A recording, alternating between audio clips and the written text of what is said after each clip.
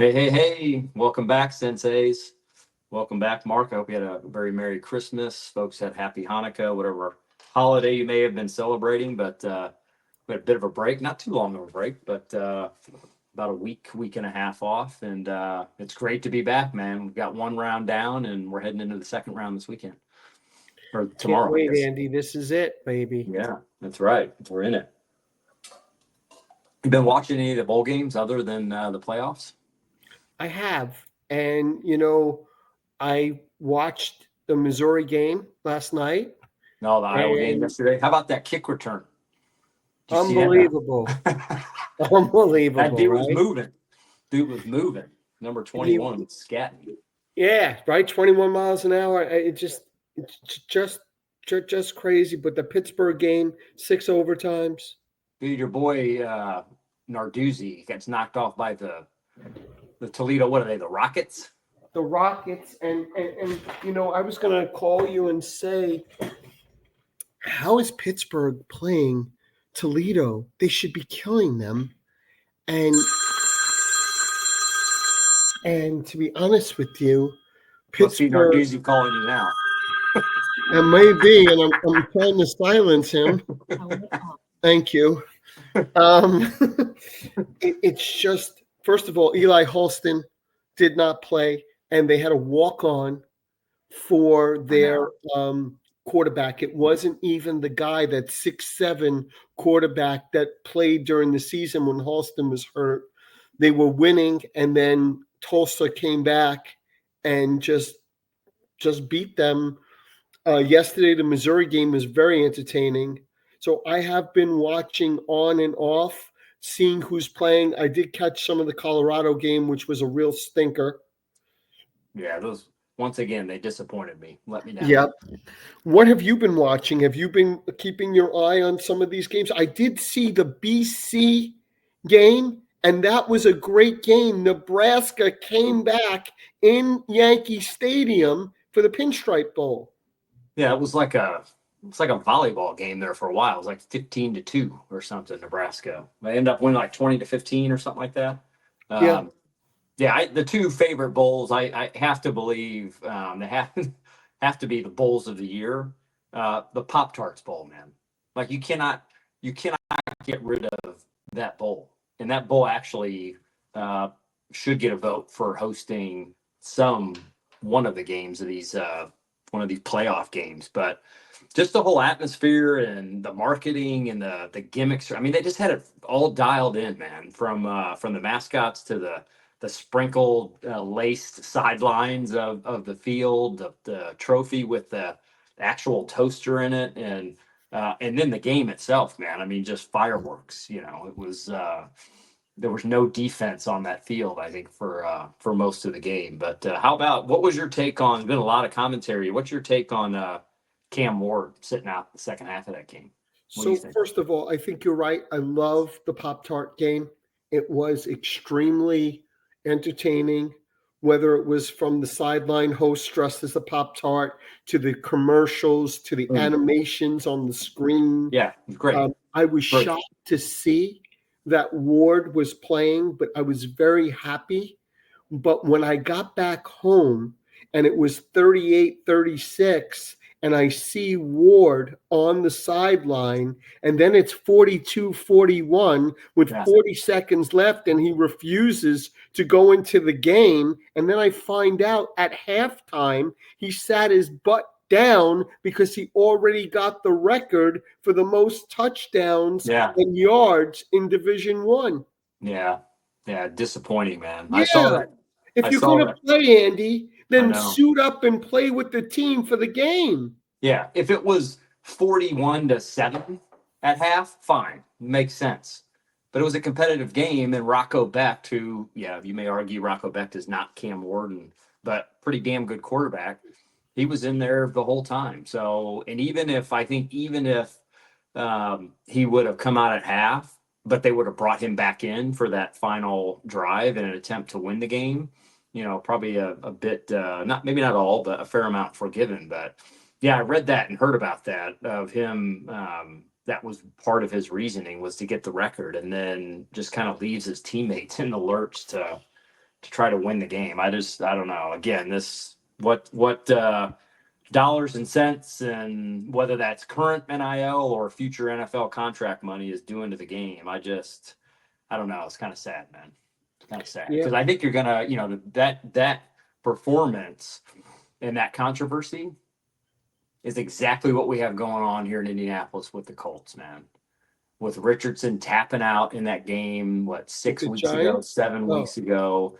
Yeah, the Colts losing to the Giants in New York, getting blown out, and just the lack of leadership from a franchise quarterback, and just the attitude of, hey, I'm tired, I'm coming out of the game, or I'm sore, I'm not going to play this week, and I just more, back in our day, you never saw that, man. And maybe some of the the means to keep people in the game were a bit extreme, but yeah, I just don't think it sends the right message and is teaching these kids the right level of I don't know, resiliency, toughness that their teammates in the NFL are going to look for, particularly from a position like quarterback. I agree. I agree. So So yes, into some entertaining bowls. Snoop Dogg Bowl. How about the Snoop Dogg Bowl? I did not see it. Who was in it? Miami, Colorado State. Miami blew them out. It's like 45-3. Miami of Ohio. Oh Red wow. Hawks. Yeah, it was quite entertaining. But Snoop's everywhere, man. You can't. It's my mother-in-law of all people. My mother-in-law in Ohio said, she's like, it seems like you can't swing a dead cat and not hit Snoop, man. He's all over. He's all over the place. Olympics. So, He's got his own bowl. I told you when we were together in Indy that I have a list of on my phone. I don't know, maybe it's 50 people now, 60 people now, Yeah. of famous people that I've had interaction with.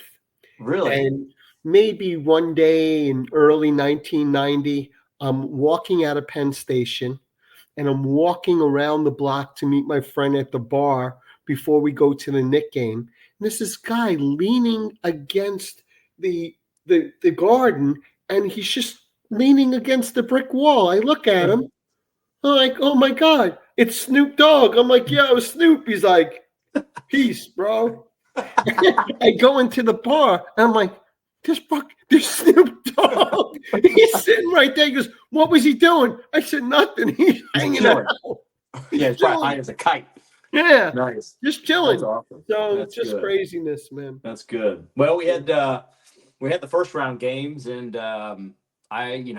you took all the home favorites, and you picked them all right, like I think most would have. I thought the Mustangs may have showed up a bit better in Happy Valley, but Jennings was maybe that moment was a little big for him. But the 3 picks and the 2 pick sixes did them in. But what'd you take away from the first round? What did you like? What didn't you like? What stood out? Well, you're right. I took the home dogs. The home teams because I felt that home advantage would be big. How about that environment, man? Home college football playoff game. Like all 4 of those places were electric.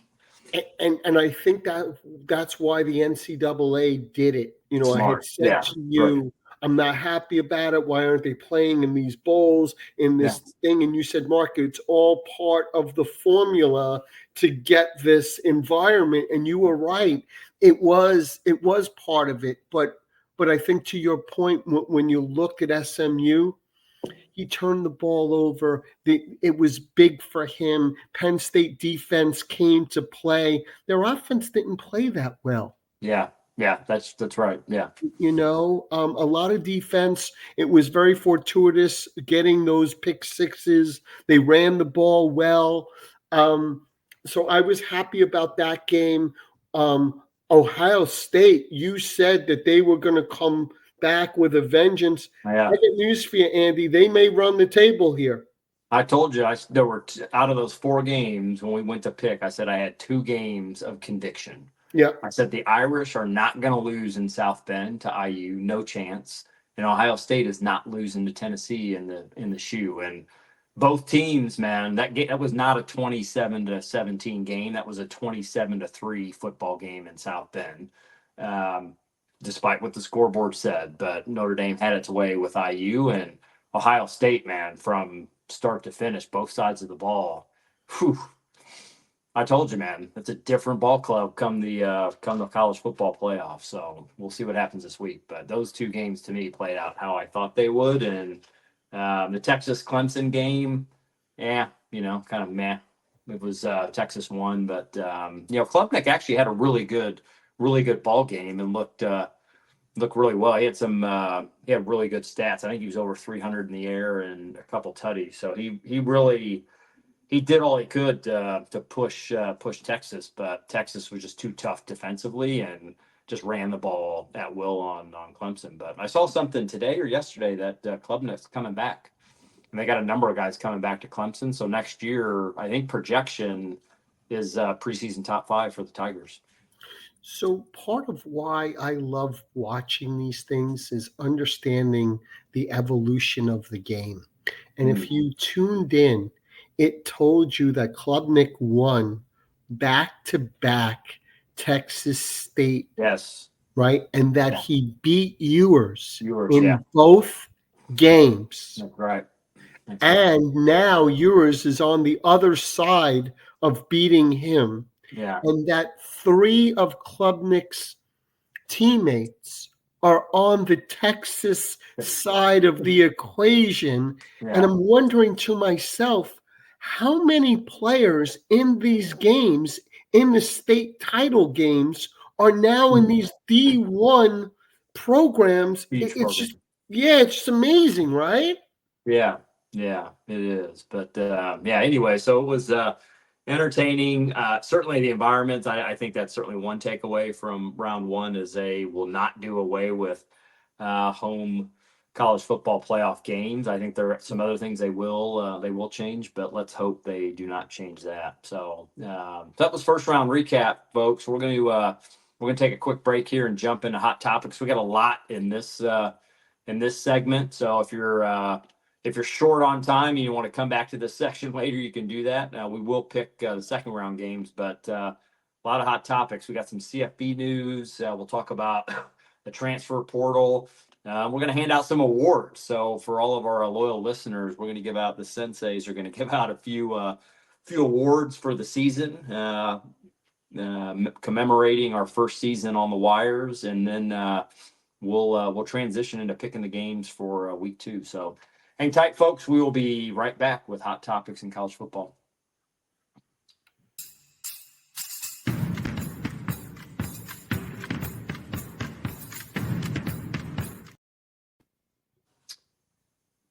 All right, we're back. Hot topics today, Mark. We got a lot to cover today. We've got some news about a few QBs, one in particular entering the draft, which is quite interesting. And then we'll talk about transfer portal recruiting, and then senseis are going to hand out some awards. But why don't you kick us off with some of the latest college football news, particularly on the quarterbacks. So I don't know if everyone heard that Carson Beck not only was out for the season with a UCL, which is really Tommy John surgery, but now he's declared for the NFL draft. So this guy that will be playing Notre Dame, the Georgia quarterback, he's going to be the heir apparent to see if this is going to be his team. So this is going to be his stage this week against Notre Dame, and Carson Beck is going to have to try to get himself healthy for the combine. And to be honest with you, with the Tommy John, I don't think he's going to throw at the combine. I don't know how he can. I mean, Tommy John and UCL is typically a baseball injury, right? You rarely, if ever, see it in football just because of the throwing motion, right? Football tends to be more shoulder than elbow. It depends on what you're throwing off the mound. But anyways, I think a buddy of my son's who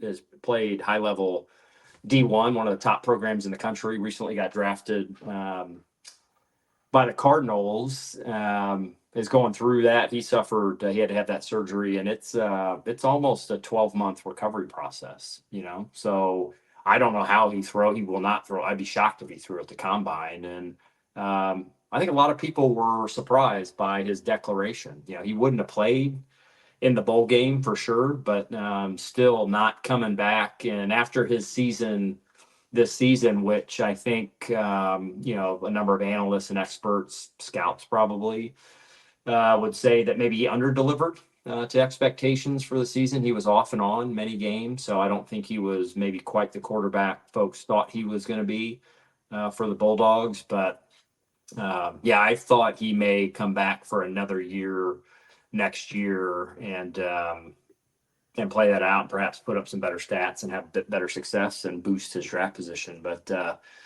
who's it? Sam Bush? Is that's the QB that's going to be?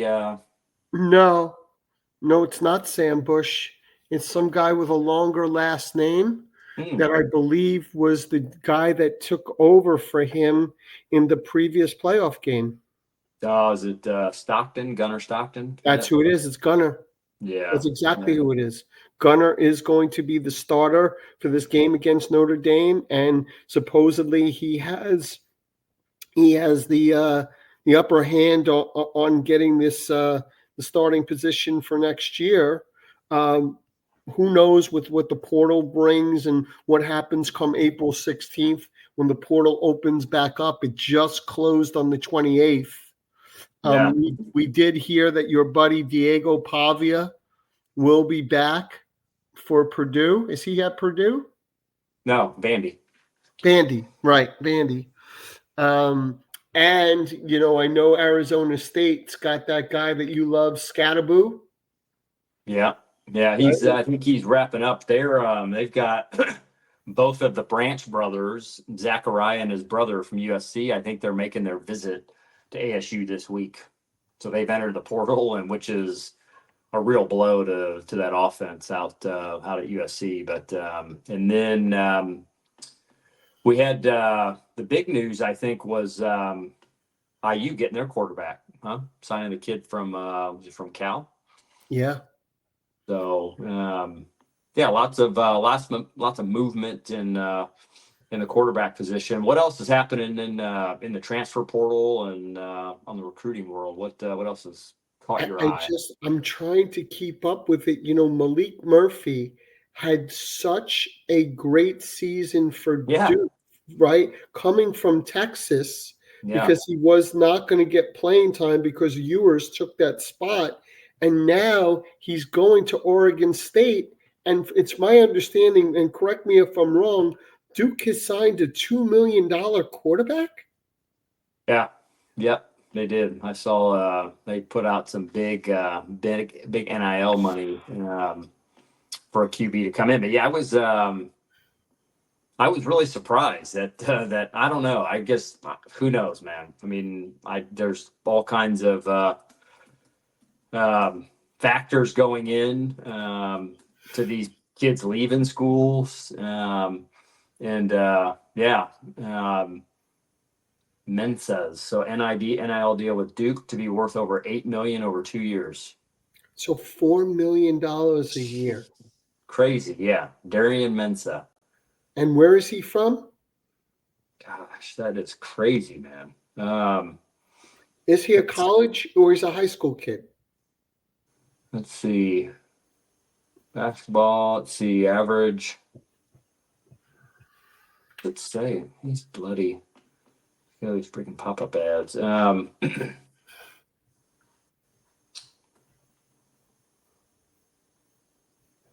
Yeah, I think he looks like he's an incoming freshman. Yeah. Right. So that whole Michigan thing for $12 million, whatever it was, Duke is now one-upping what Michigan is doing. There's no end to this, Andy.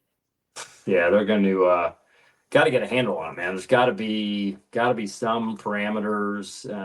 It's just a free-for-all now, man. Like it is. And Oregon State, Malik Murphy's going there. I believe Oregon State is in the Pac-2, correct? Yeah, they are, and they haven't found a home yet, which they're gonna have to. I think I haven't seen anything else on kind of the reestablishment of the Pac, whatever it may be, the Pac-8, the Pac-10, but I know they had some teams signed up there. But the other one that's really blew me away, man, was Ryan Williams.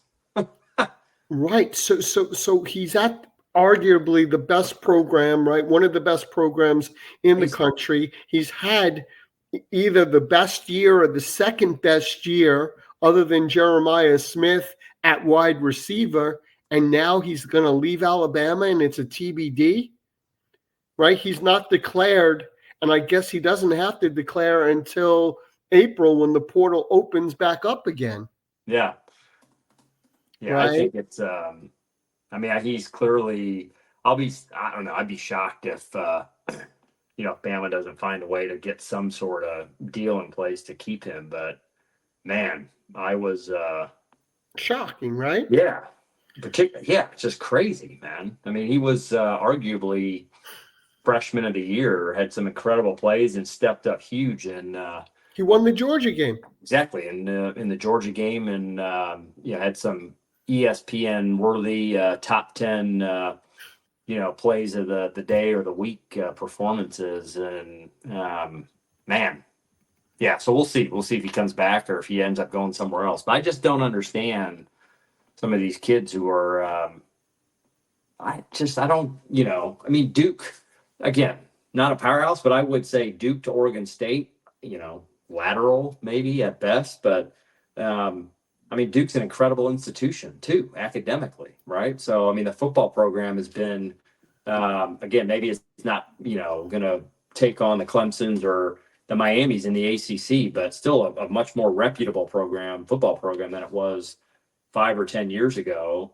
And it's a fantastic academic institution from which to ideally graduate and get a degree. But I don't know. Maybe these kids got other motivations nowadays. But I don't know. I think I'd rather graduate from Duke than Oregon State. No offense to Beaver fans, any of our listeners, but So, another fabulous freshman that we did not have early in the season, Ahmad Hardy.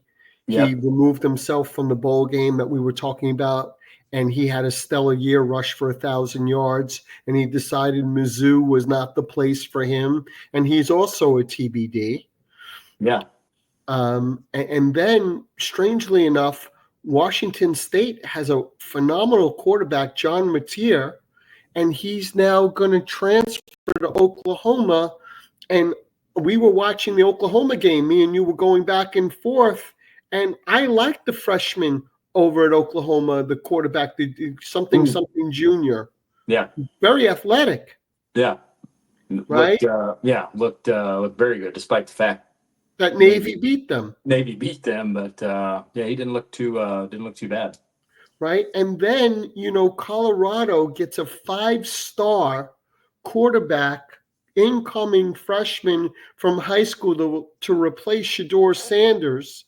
And then they go into the portal to get Kadeem Salter from Liberty.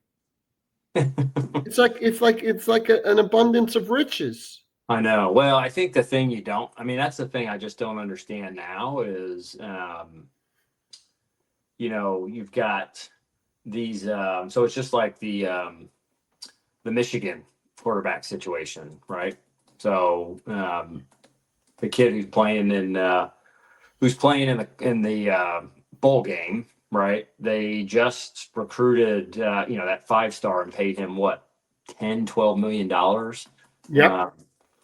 So Bryce Underwood, right? Yeah. So he's getting that $12.5 million deal or whatever, and then you got the QB who's starting today against Bama. Game's already kicked off, I think, today, but he's playing, and so what does he do, right? So this, we talked about earlier, but the ability to create depth on rosters is going to be increasingly more difficult, right? No matter positions, but particularly skill positions like QB or wideout or running back, right? If you're not playing the majority of the snaps, but you can go to another program and make 500,000 or make $1 million, and you can start every game. Kids are going to do that. They're not going to hang around and sit out a year to hopefully get their shot the following year if they can go play somewhere.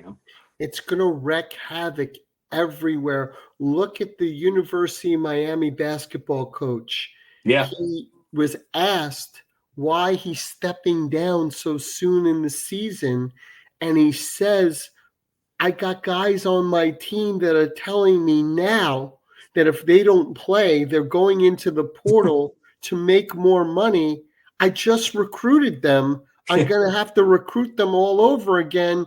This is not what I signed up for. I'm out of here. Yeah. Yeah. And you're seeing that left, right, and center, right? Which I think was a little, it'll be interesting to see what Belichick does, in the 2 years at North Carolina. But yeah, it's just a different animal now, and it's going to take a different type of head coach. And, we talked about it, I don't know, week 3 or 4, but we highlighted the Bama GM of football operations, making Yeah. $850 a year. And then we talked about the guy at Michigan. And it's just, they're these big football programs and basketball too, I guess, are going to have to restructure their organizations, because coaches, you can't, a head coach can't do everything that's required now versus what was required in the past. In the past, you had to coach, you had to recruit and hire staff, you had to recruit players, and then you obviously had to coach, practice, and in the games. Now you're talking NIL money. You got somebody got to manage the portal, who's in, who's out. They highlighted what's the BYU head coaches game. They showed this some clip, but after the Utah the Battle of the Mormons, the Utah and BYU game, the first 2 players after the game was over that he went up and congratulated and talked to, both of those kids are going to BYU next year. So just in terms of what you have to manage in your program, and it's now, before you thought this was a 365, 24/7 sport, man, it is off the charts now, Right. You had said to me, you had shot me a note that Andrew Luck became the GM of Stanford. Right. Yeah. Right. To take on a role and to build a roster and to build a program within a college organization. Now, my only point to you is what is the trickle down effect on recruiting? Yeah. Well, just the dynamics too in an organization, right? So let's look at baseball, right? You got the owner, you got the GM, and the head coach. Who does the head coach report to, right? And that dynamic. I don't know if you've seen. I think I texted you about the Netflix special on the Red Sox World Series victory, right? Their first one in 86 years or whatever it was. But that whole dynamic with the head coach at the time when Epstein came in and kind of changed the way he was looking at baseball. And, and then they brought Francona in, and Francona seemed to gel fine with Epstein and ownership, and obviously won the World Series. But now you have a dynamic that wasn't there, right? You had the board of trustees and the AD and the head coach. Now you still have the board of trustees, you still have the AD, you got the head coach, and now you got a GM. So just the dynamics themselves, you're just going to have a lot more to manage organizationally than they've had in the past, which can be and could be a distraction. I think it will be. And when you look at recruiting, it's just how much of this money is going to disrupt the process. So right now, Dallas Wilson, 5-star wide receiver. Oregon's got the top class. They have 4 5-star recruits. He was going to be the 5th one, and he flips last minute from Oregon to Florida. And then Florida turns around and gets a 4-star wide receiver, Vernell Brown, to surround DJ Lagway with. So now they have a great freshman running back that ran for 1,000 yards. They got Lagway, and now they got 2 guys that are going to be pros on the outside for the coach. Hey, well, we talked about that program beginning of the year, huh? And Napier being on the hot seat, and he clearly earned his way back in, and could be one heck of a story, man. Going from preseason having the toughest schedule, but having his job on the line through much of the first half of the season in 24 to potentially putting together maybe a pretty big run in 25, right? With the talent he's got. So we'll see, man. But lots going on in in the college football playoff world. But how about we hand out some awards, Mark? How about we dole some congratulatory awards and some swag to teams and individuals for 2024. So where do you want to start? The best season, Andy. We talked about the Team surprise wise, you're talking best season for a team. for a team. Okay. Right, the best season for a team. We talked about it all year and the surprises, right? And I know that you've been going back and forth and saying paper tigers, but I think you'd be hard pressed to find another team that has really turned its program around and its perception around than IU. Yeah. Right. Yep. That's fair. I don't think that is I think that's a good pick. I think that's a fair pick. And Signetti, I think, certainly did win Coach of the Year honors. There were multiple Coaches of the Year, but I think that program certainly from being last place in the Big Ten last year to finishing where they did this year, certainly warranted. I gave my award to a different team, a team that is playing tonight. Boise State finished 12-1. Their only loss was to number 1 Oregon, the only undefeated team left in the country, and they lost that game on a last-second field goal.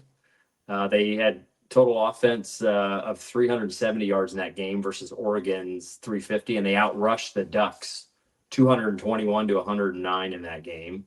And they've got the 6th overall total offense in the country and 5th in rushing offense. So I think despite playing perhaps in a less powerful conference than IU, I would argue that Boise State's strength of schedule was slightly higher than the Hoosiers. And we talked about it in our last episode, but the Hoosier strength of schedule, I believe, was 109th prior to the Ohio State game. And after they played Ohio State, it jumped to 67th, but it was that single game that perhaps masqueraded the rigor in their schedule. But I had Boise State as having, I thought, the best season as a team. And I did have 2 honorable mentions for this category.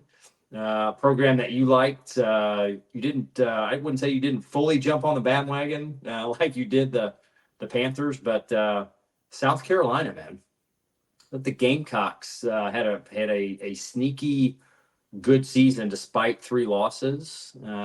Finished the season on a 6-game winning streak, and the 2 games they lost, big games, by a total of 5 points.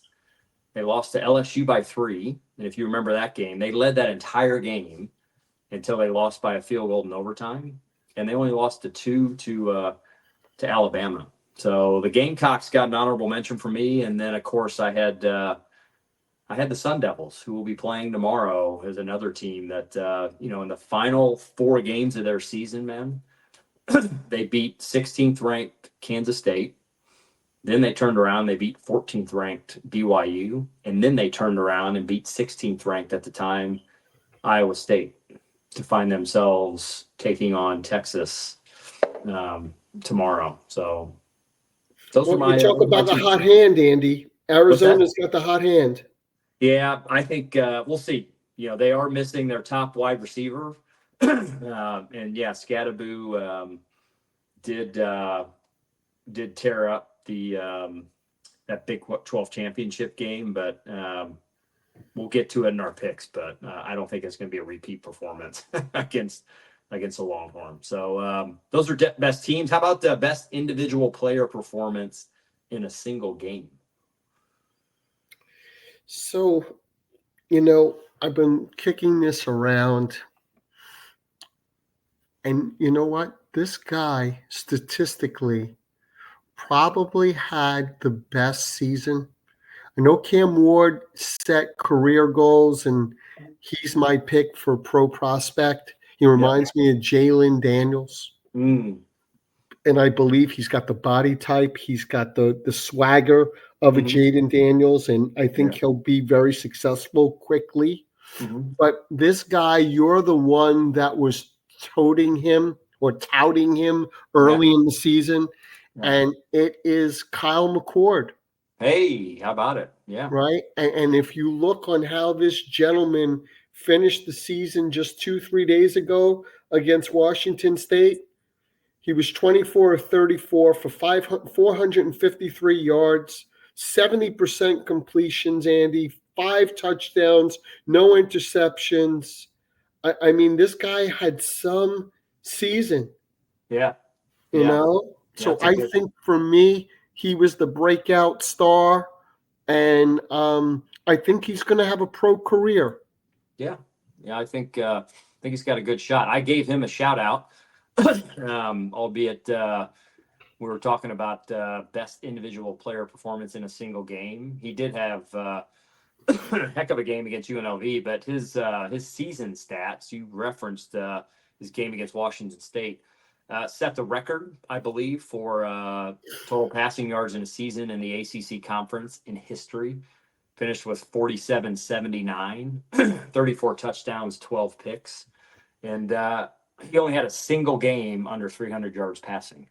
280 versus Virginia Tech on November 2nd. They won that game in overtime. But every other game he played was over 300, a couple games over 400. But my top one I gave to Teddy Ora McMillan. If you remember this game, I think season opener, whiteout for Arizona, 304 yards and 4 touchdowns in that season opener. And I thought the Wildcats may have been the Sun Devil version of the upset team in the Big 12. But and then I had Blake Horvath. His game against Memphis, 192 yards as quarterback from Navy.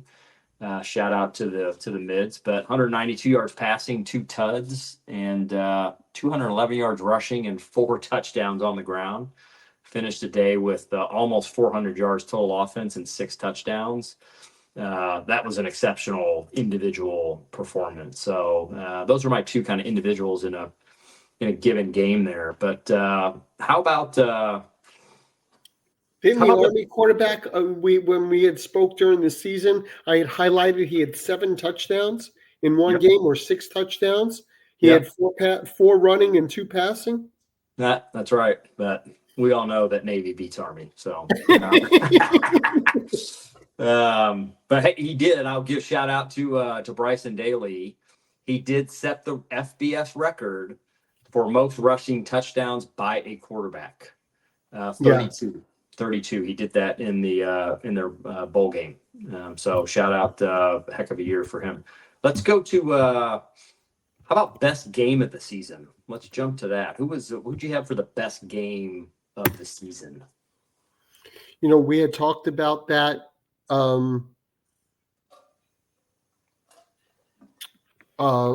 That 6 overtime game, or 10 overtime game. What was it? 8 overtime game? Was it Eight Georgia? OT, yeah. Georgia Tech. Yeah, 8 overtime. Yeah. Yeah. I think that was one, and the second one for me was the Ohio State Oregon game. Oh yeah. That was be interesting to see. At least they're going to replay that game here tomorrow. But that was a good game that was decided by seconds. I was with you. I had Georgia Tech 8 overtimes. Tough to beat that between the hedges. I put down Purdue versus Illinois. I don't know if you remember this game. Probably about week 8, maybe. 50-49. Illinois beats Purdue. Purdue putting up 49 points. And there's nearly 1,100 yards in total offense in that game. Purdue scored 50 points in that game, or 49. I guess they ended up losing that game. Do you realize I checked out Purdue, and we'll get to this in maybe in one of the other awards, but they scored 49 points in their opener against Indiana State, and they won that game against the Sycamores. Then Purdue proceeded to lose 11 games in a row after that opening game, and their average points per game, minus that Illinois game, were just 10 points a game. And Oh, that's why, Andy, they are my pick for the worst season really? of 2024. I know we all talked about the dumpster fire of But this is Florida the State, big fugly, the big the big fugly. fugly, but You're my giving big that to the fugly, Andy, Boilermakers. it's got to be Purdue, Wow, wow, he's going with the Boilers. I thought for sure you were going to pull out the the, Seminoles, man. the Seminoles. What do you Yeah, got, Andy? I had Kent State, man. The only FBS team to go 0-12. Statistically, the worst team in FBS college football this season, Kent State. But closely behind them, Florida State, man. I mean, we mentioned Florida State. Florida State got the big fugly on this show at least 4 weeks, if not 5, of the season. So they had to get a mention. I had Yeah. to put him in there. So how about the best drip in a game? Who had the best uni combo in a game this year? And we did kind of the best drip, and we picked I think 3 of the uni combos that we liked. But how about the best looking uniform combo in a game this year? Who'd you have? So, when I saw that you had asked for best drip, when You had to look up what drip I meant. had to look up what drip was. And and and when I looked it up, it the definition for American slang was the best expression of showboat and best expression of celebration. So Yeah. when I went ahead to do the research, this guy at Incarnate Word, Oh, Incarnate Word. Yeah, the headstand. Jalen Walthall had done the most talked about handstand into a splash into water that was picked up by NFL wide receivers. And I thought for sure that would be my pick for it. I Yeah. don't know if you can YouTube it now to see, Yeah. Yeah. but take a look and see that this is really something. I don't remember us talking about it during the season. I don't remember seeing it. No, I remember seeing it. It was matter of fact, that was it was later in the season. It was Incarnate Word was playing another team that had the Red Hawks as their or the Cardinal as their mascot, because I remember we picked that game. It was an FCS game, and we picked it, and we had 2 Cardinals as the mascot. And Incarnate Word, they won that game, and that in that game is when he hit that celly. And then I think later, either that same day in a later game, another college team or 2 receivers hit the celly, and then I think it was Amon-Ra St. Brown from the Lions. I think hit it on Sunday. So it kind of went viral there for that weekend. But that's a good call, man. That's a good call. Yeah. So yes, I had to look that up. That's how old I am as to what drip was. Is there a different definition of Yeah, drip in terms of yeah. uniform? Drip usually, I think, and maybe I have my pop culture lingo wrong, but I think best drip has to do with attire and wear, so fashion. So who's dripping with the best looking fashion or get up, and Right. So so so kind of the that's got best to go down to the Ducks, my friend. that They got a does. Yeah. different uni every day. Yeah, yeah. I think you had them in your pick. We did that on our episode a couple months ago. I had to go with Ole Miss and the unis versus Wake Forest. The Mm. all white with the powder blue numbers. They were icy clean, man. They were those were nice. Those were nice. So that was my pick. How about so we've got kind of 2. Now we got 3 left, but let's go with the biggest nasty of the season. And we did the episode. We had the big nasties. We picked out some mostly defensive players in that episode. But who'd you have as your biggest nasty? Maybe the best defensive player of the year. The best defensive player of the year and the player that I think is going to be maybe have the highest impact in the draft is going to be Jalen Walker for Georgia. Yeah. and he's just a wrecking machine. And like I've highlighted earlier in the year, this guy Hill Jr. from Texas, he's all over the place. I think these will be the two top 10 picks that hopefully when we're on the draft preview show, we'll talk a little bit about that. Yeah. Good picks. Good picks. I thought you might go with the dog at the dogs. Well, I had I did a bit of research. Mostly looked really primarily looked on the defensive side of the ball, and really focused in on the defensive line and who wreaked the most havoc. Two names that I'm not sure you'll know here, Mark, because I didn't before I looked it up. Who would that be, Andy? I had Mike Green from Marshall. Never heard of him. 17 sacks, 60 tackles on the year. 60 tackles? 60 tackles. I think 48 I think were assisted, 20 solo, but 17 sacks. And then Donovan Azaraku from BC, I believe, 16 sacks, 74 tackles. He was my defensive player of the week one week. Yeah. And I had said to you, I couldn't believe this guy. He was a machine. So, wow, he had some season. Yeah. And then there was this kid I was looking up too, linebacker out at UCLA, Carson Schwessinger. Remember this kid at all? You hear about him? Junior. No. Guess how many tackles a kid had on the season, man? Could he have more than 60? I'm going to say 72. Now this is both solo and assisted, so combined tackles total. 72. Wow, it's pretty close. According to the source I have, CFB stats on Sports Source Analytics. Shout out to them. Kane Medrano actually had 72. He's a linebacker, but the number one, this linebacker from UCLA, Carson Schwessinger, Jr., 90 solo tackles and 46 assisted for a total of 136 on the year, man. It's 11 tackles a game. 90 solo tackles? That's got to be a record, Andy. I can't have 90. Andy, are you sure you're reading that right? 90 solo tackles in 11 games? Yeah. Total tackles for losses. He had 8.5. Well, I thought it was 40 there. Yeah. I'm telling you, man, you got to look it up.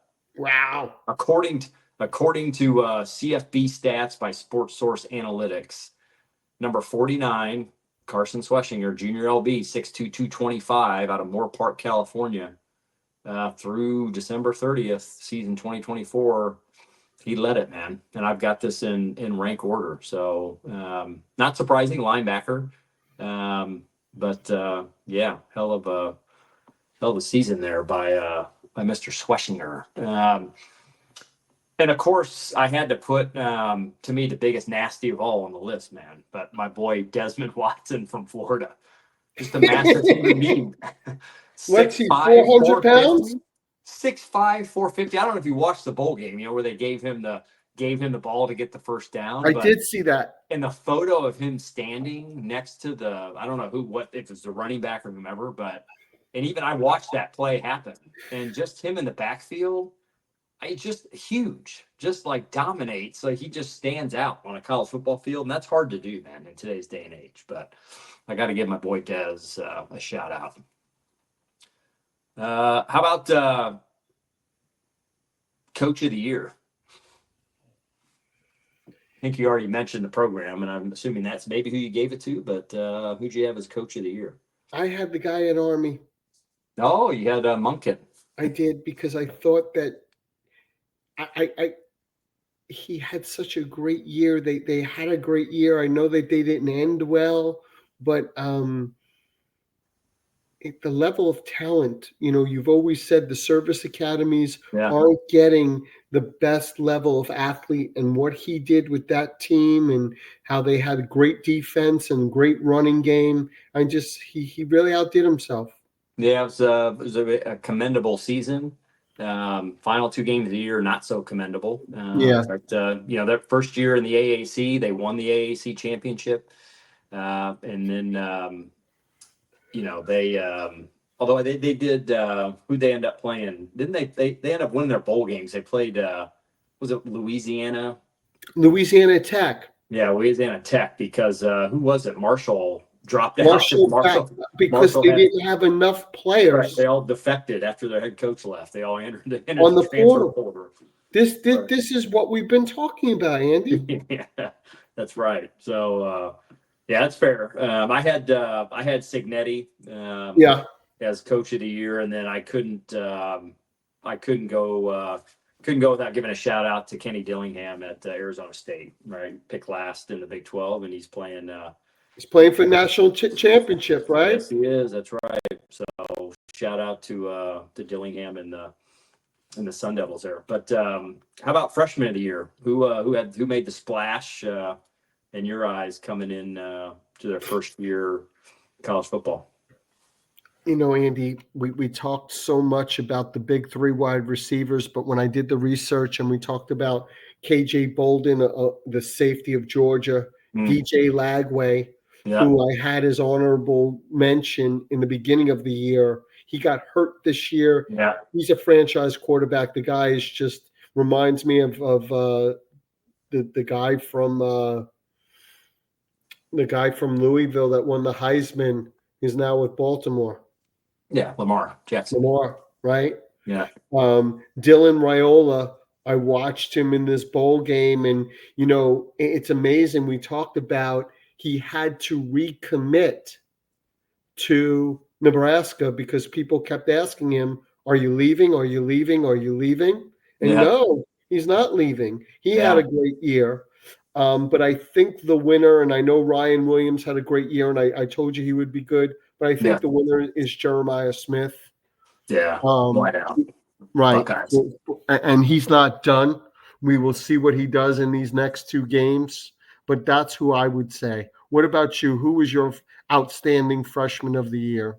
Yeah, I had some similar names as you on the list. A couple that you did not mention. Marcel Reed, quarterback at A&M. Yeah. Had a pretty solid season.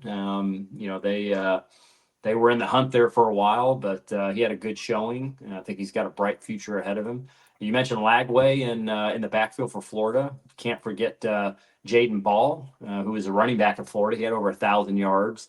I think they're both back next year, They which are. is shaping up well for for Napier, right? And they And then, got those two great wide receivers we talked about earlier in the yeah, program. that's He's going right. to have some year next year. It's going to have some offense, man. Yeah. Yeah. And I had Smith and Williams on my list as well, too. But Marcel Reed and Barr, who I thought they did very well in their rookie season. So I think that wraps up the awards for the season. No. It does. It does. Yeah. And it's been some ride, Andy. And Yeah. now I think we turn our attention to who's going to make it the next step of the way.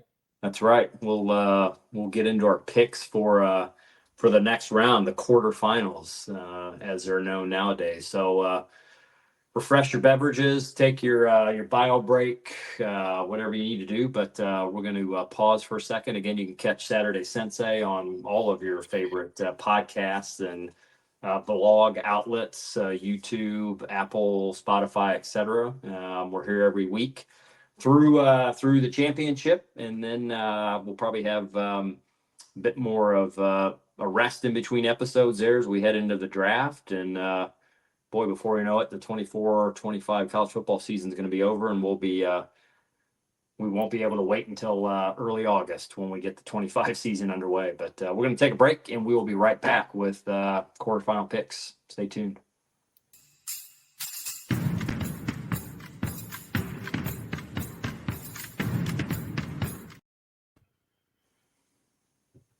Okay, folks, we're back. Second round or quarterfinal games coming up. We are recording today on New Year's Eve, wrapping up the year, and we got a game. It's kicking off tonight at 7:30. Mark, should be an interesting one, and we got three tomorrow. But we'll start with tonight's game, and we've got Boise State taking on Penn State in the Fiesta Bowl. What do you think, Mark? Who are you taking? Andy, I think this is where the clock strikes 12 on Cinderella, my friend. They're just one-dimensional. And Penn State has got a great defense. They're going to stack the box, put 8 in the box. They're going to keep man on the wide receivers, and they're going to win. They're going to win, and this guy Franklin is going to be he's going to be in the Final Four. In the semis, huh? Yeah. Well, I do think Penn State wins the game, but I do think it's going to be closer than the experts in Vegas think right now. I think I would not be surprised if Genty does get over 100 yards on the ground. I think they're going to have a hard time really like shutting him down. I don't think he'll have. Now, here's my thought though: if Genty rushes for 200 plus, I think Boise State can win the game. But if they can contain him to around 100, I don't think Boise State's going to have other weapons that are going to be able to take down that Nittany Lions defense. That defense is pretty solid overall, but in Penn State, I think is going to have too much on offense. So I'm with you. I think Nittany Lions win this game. I don't think. I'm not sure it'll be a blowout, although I could see it getting ugly. But we talked about it. The key to this game is Ashton Genty, right? If he is left to run wild, Boise State will win the game. But if they stack 8 in the box and they shut down any form of a big running game and passing game, then Penn State's victorious, and I think they'll be able to do that. So I think Penn State wins this one tonight, and what hopefully will be a pretty competitive and entertaining game. So that's our first call for New Year's Eve, the game tonight. We'll move to the first game on the docket tomorrow, the Peach Bowl, which is featuring Texas and Arizona State here. So we've got Arizona State got their first round bye, came in as a 4 seed, taking on the 5 seed in Texas, and Longhorns favored big in this game. What do you think here, Mark? Andy, again, the clock strikes 12. Texas has been playing very well.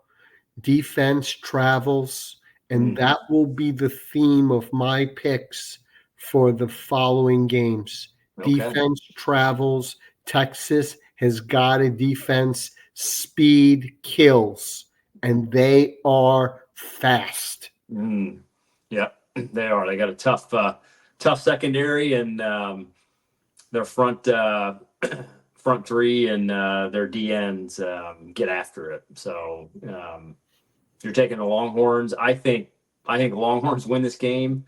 I think this game gets ugly.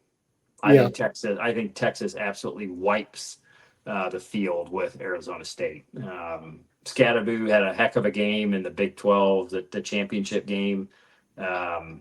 He is not. He's not going to do that against Texas. And without their number 1 wide receiver, Arizona State is not going to have enough on offense. And Texas's offense is going to be too much for Arizona State's defense. And I think this is an absolute blowout. So I think Texas wins. I think they win by at least 3 touchdowns, could be more. So sorry, Sun Devils fans. And again, been a huge fan of what Dillingham has done, but yes, the clock will strike midnight, well before the midnight hour. I'm thinking the clock is going to be striking at about maybe between 1:30 and 2 p.m. tomorrow. And the season will look to be over for the Sun Devils. Then we move to what I think, hey, it's gotten its nickname over decades and decades, the granddaddy of them all. And boy, I think this is the granddaddy, could be the granddaddy of the entire playoffs. And I think this game itself is what is going to drive big changes from the committee next year. No way do I think Oregon would have said, yeah, we'll take a first round bye and then play an Ohio State team in our first game, and vice versa. Ohio State playing a first round game and their second game having to play against Oregon. So I think they make some changes next year, but wow, I think we're in for they always say the sequels are never as good as the original. I think what's been running through my head since this game was set after Ohio State beat Tennessee was I think this is going to be redemption for Oregon's 2 losses to Washington last year. I think this is going to be the Oregon version this year with Ohio State on the losing side. I think it's going to be an incredible game. It's going to be close, but I think Lanning and Oregon win this game in Pasadena.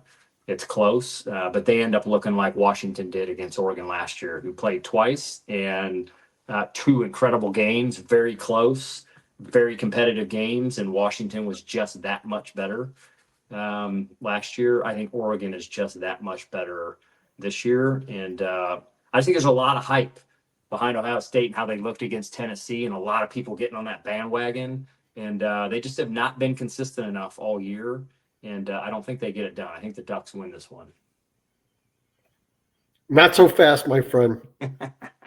even though I've got the Buckeye tee on, by the way, right. I'm going Ducks, man. I just think I cannot believe that this is the game. To your point, if there's any game that this should be the title game, and it's a crying shame that it's at this stage of the playoff that they meet again. This is redemption, and you're right, but this is redemption for Ryan Day.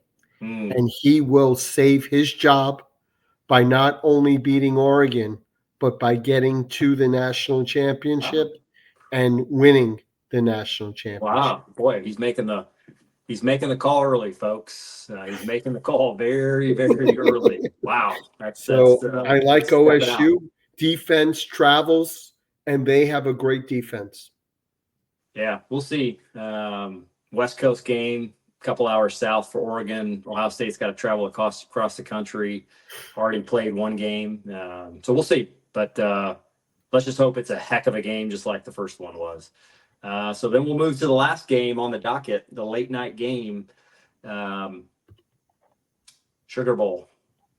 Notre Dame taking on the Dogs, man. What do you think here? This is upset city, Andy.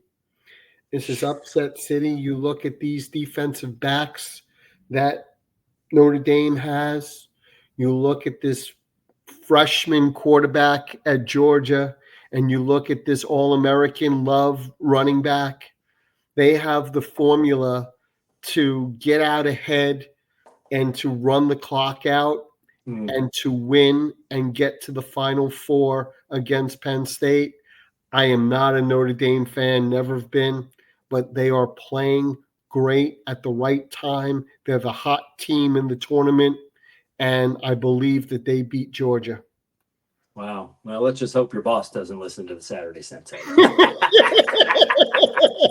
This is true. Otherwise, why? You may be able to stay up late and party all night because you won't have to go to work on the second. Now, I'm wondering if he is going to make this trek. I don't know. I think if he's a real fan, he will. I think you have to. But I think that's the popular pick, man. But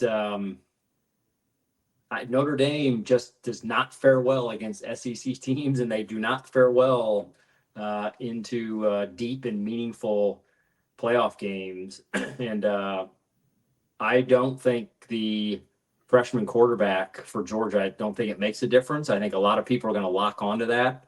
But Georgia has stepped up when they've needed to this year, my friend. They beat the Longhorns twice, if you remember. I think Texas is a better team than Notre Dame. And Kirby's going to have those boys ready. And I know Notre Dame has not faced a defense like Georgia the entire season. And although it may be the favorite, the homer pick, as some would say, but I'll have to go with, I'm sure we'll see where College Game Day is going to be at. But, I think McAfee will be singing the song of What's That Coming Down the Track. I think it's the Dogs, my friend. I think Georgia gets it done. They beat the Irish and sets up for a heck of a semifinal game with Georgia taking on Penn State, but I'm going dogs in this one, then. So you realize, Andy, we have quite a bit of discord in this week's picks. Yeah, 2-2. We'll see. Yep. We'll see. That's what keeps the listeners coming back, though, my friend. So I think those two games are the last two where we are on different sides, Rose Bowl and Sugar Bowl, should be the two best games of the quarterfinals. But we'll see. That's why they play the game. That's why they flip the coin and kick the ball off at the beginning of the first half and the beginning of the second half. So we'll find out, and we will be back next week to recap the quarterfinals. We'll talk about the semifinals, and then we'll have, I think, we may have a week break in between the semis and the natty, but we're getting down to the wire, my friend. It's getting real now, as they say. I'm looking forward to it, and I hope that it's as good as we hope to be. So Right. Thank you, everyone, and we'll see you all next week. That's right. Thanks for listening, and Happy New Year, everybody. I hope you had a very good 24, and may all happiness, health, and success be your way and at your back as you ring the midnight hour into 2025. New year, new you, Mark. We'll see you on the other side. Thank you. Peace, everybody.